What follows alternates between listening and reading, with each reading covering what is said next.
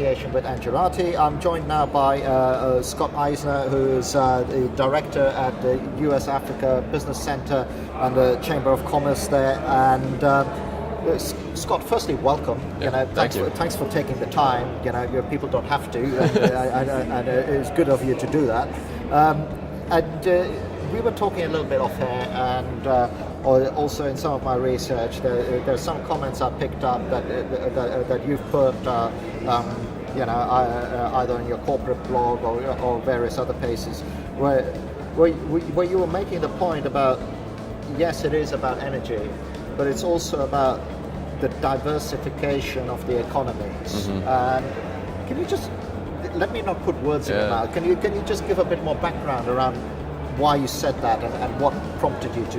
Yeah, I think as we transitioned over the last 12 years or so, even less, last 5 years of this rapid rise of the African narrative about how these many countries were 7 of the 10 fastest growing in the world were in Africa. What it came to show in the last 2 years that a lot of these were mono economies. I mean, even President Buhari has defined what his economy is from an export basis as a mono economy. And I think that time is coming and changing, that energy is a building block to a much more fruitful, long-lasting investment priority. And if you don't have that, then you're not going to have the industrialization that everyone wants. You're not going to have the rise of the services sector. The ability to send goods broadly won't take place. Your ability to just flatly manufacture is dead in the water. So if these governments and the private sector can't figure out a way to really make energy production flourish, both on-grid, off-grid, renewables, base loads, the whole gambit, you're going to have to write off a huge growth opportunity on the continent. And I think given the downturn in global economics right now, and the possibility of the Brexit that we'll find out this week on, that people are pushing a pause button, and the looming capital requirements of banks put a lot more stipulations in place for the risk-taking and whatnot that's going to take place on the continent. So this all becomes a very intertwined mess. And if we drill down on that, with the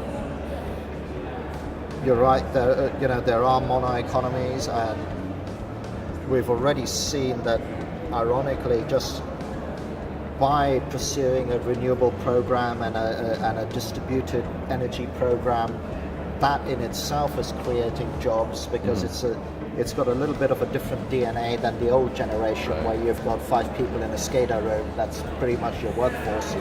You need people on the ground. So there's that green energy job environment. But what are the other sectors that you think are prime for a country to go? Because you can't do everything. Right. So where are you seeing the opportunities? Is it in the digital economy? Where is it? It's a strange question in some ways, because there's such an emphasis in these day and age of regionalization in Africa, and how each region needs to raise up to a certain level so that you become part of this macro African story, with the AU talking about a universal passport for Africans. I think what it will give birth to is a digital economy, but there's challenges there because it isn't necessarily a huge job creator, right? You're based on a virtual platform.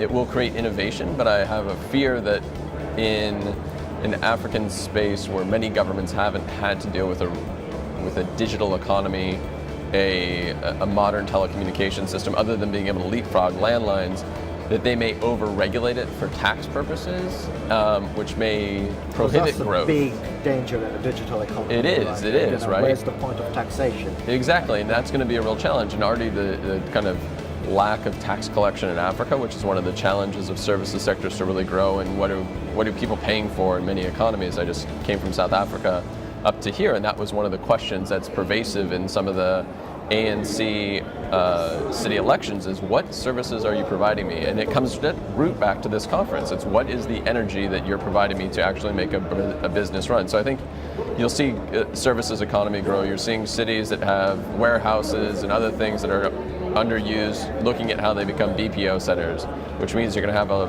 flourishing of Googles and others trying to lay landline and fiber optics to really get the cable speeds up. It's going to build this economy. I mean, you saw Mark Zuckerberg this past week through his foundation give $24 million to this startup in Nigeria that deals with coding, right? A Nigerian coding academy, and they'll do it in Kenya. So that's where I think everyone is going. It's a question of what are the steps the government is going to either put in place to help that grow, or what's going to be put in place that's going to crush the economies before they start. Yeah. And it's literally in that environment, or you just need a laptop and a right, and a solar station in many ways. I mean, as long as you have access to the internet, on or off grid really becomes irrelevant. Well, Google are going to fly those balloons around the world. Yeah, and you've got Microsoft doing the white space. So I think access to the internet, those guys will solve that, right? It's in their interest. So can we move the sort of narrative on a little bit? Sure. It's like Barack Obama, Power Africa initiative. Again, we were talking a little bit off air that some of these the more modern initiatives are actually about creating markets and sustainability, so that things go around. I've got two questions for you, I suppose, in one hit. You guys got an election coming up. What's that? What do you think that's going to do to that Power Africa initiative, and how sustainable is that initiative as well? Yeah. So I think it's a great question. Power Africa will live on in some form because this past year the Congress of the United States passed this Electrify Africa Act, which actually codifies many of the principles around Electrify Africa. So there will be limited U.S. government funding, just because I think there's limited funding in governments for everything these days. Yep. You will see slightly different models. The real question comes is how much is the priority of the next administration is going to be placed on trade with Africa. This administration placed a large priority on saying we're going to pivot to Asia, which I think they should have pivoted to Africa because everyone else has been, and kind of resetting with older Cold War antagonists in Russia. You look at the next administration, you probably have a Hillary Clinton, if it's Hillary Clinton, that will be probably more pro-Africa. I think she was the most prevalent traveler of any Secretary of State in history, spending a large amount of time in the continent.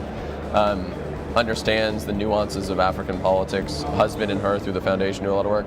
I don't really know what a foreign policy for President Trump can be, but you can be rest assured that the private sector through the U.S. Chamber of Commerce, regardless of who gets elected, is going to be saying Africa needs to be the priority. You've got 54 countries spread across, 2,000 languages spoken. You know all the facts. Like, why aren't we as a government initiating trade agreements like the Europeans are? And I think that's where we're losing. And also some of the other things, the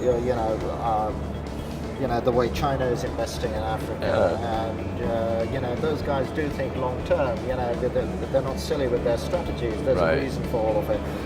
But you mentioned an interesting thing off air that America doesn't have those deep legacy ties, which, for better or worse, are giving, let's say, certain European states a foothold. You haven't got the command and control infrastructure that China has, where you go. But you do bring something different to the table, and I think not many people realize what that is. I'll leave you to articulate, what that is a little bit better, and if we can just explore what that could mean for Africa. Yeah, I mean, you're exactly right. The BRICS, or the emergence of the BRICS, become this financial behemoth, especially if they put the BRICS Bank in South Africa, whenever that comes to fruition. So there are those natural trade lines. The Chinese have been trading in Africa for hundreds of years, if not thousands, now that they find exploration coins off of Kenya from ancient Chinese empires. And the colonial ties that the Europeans have put the United States at a disadvantage, I would say, up front, right? Our boards of directors are a little more risk adverse in this economy. They don't quite get the potential of many African countries. That being said, I think that the many African governments that I engage with, many of the African private sector, are so excited about this idea of the new entrant and the new mover of the American SME and the major multinationals in the space, because they recognize the quality of the products. I think that's something lacking in some of our competition, is the quality. They understand the lifeline of the projects that, GE has been in South Africa since the late 1800s. You've had Johnson & Johnson pharmaceutical company investing in the continent for a while. So they understand this long-term effect and the realization that most Americans want to hire locally. It's not this view that we want to bring over, 2,000 workers, or we want to bring over, scores of expats to run our businesses. What's in the best interest of American companies is to have a local look to them. That's why South Africans think that Yum, one of Yum's franchises, the big multinational brand, is KFC. They think KFC is a South African brand because they see the importance And so I think it's that the quality of the product, the quality of the workforce, and the connection to the community and the CSR work. Creation of local jobs and things like that. And sort of as we come to the end of our time, it's just like I always get a sense that actually the key, I mean, you look at some of the things that are happening in California around renewable energy and how that state as an economy on its own is driving down the cost of PV and some of the tech that's coming in. You know, it's a huge export opportunity, right? Because you don't want to put PVs on your roof that are going to fail in a year or whatever. Right. You need the right tech. So is that really the message that America needs to become a sort of powerhouse of renewable tech, and then here is a market, and by fueling that market you're creating sustainable jobs on the ground, so we go away from this subsidized thing that we've been doing. Yeah. No, you're exactly right. I mean, I think one of the greatest things that American exports is entrepreneurialism and creative and new ideas. You know, the Facebooks of the world, the Snapchats, and all these other things are created in an environment of lower regulations, of a business enabling environment, and this ingenuity that allows risk to be taken. So I think the U.S. can play a leading role in this creative export, if that's what you want to call it. The driving down of costs of basic things like photovoltaic or of renewable energy, bringing in smart grid operations, figuring out how to electrify rural areas that don't necessarily have to be tied back to the government. The microgrid concept. Exactly. And so on. Yeah. But I mean, the final point though is I think you look at California, for instance, a heavily regulated market, over-regulated, overly taxed in many cases. I think the average person in California pays like 50% back to the state. Those aren't sustainable things. So I think as African markets are looking at how they develop in a new era of economic growth, this big question about regulation has to be drilled down upon by conferences like this and others. And how do you bring together a rational approach of how do you fund government at one hand, but how do you enable an environment to grow at the other and not at the expense of each other? And I think that's really where African nations are struggling right now to figure that out.